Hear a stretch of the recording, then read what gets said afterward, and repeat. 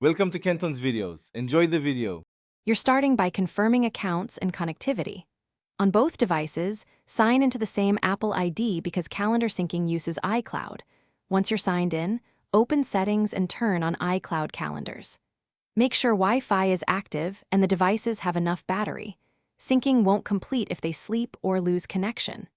Once those checks pass, leave the calendar app closed for a moment so iCloud can register the toggle. Then proceed to verify calendar visibility and default calendar settings. Now you verify which calendars will appear.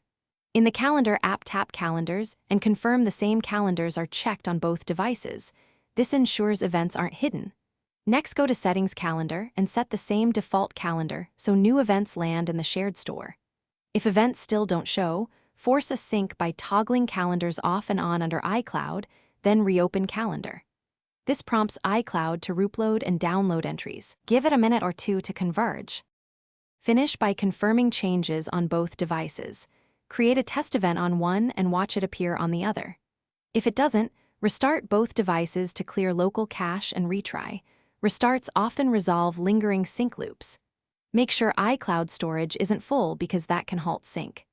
If problems persist, sign out of iCloud and sign back in on one device only, then verify calendars. This often resolves account conflicts while preserving data in iCloud. Thanks for watching. Consider subscribing if we helped you.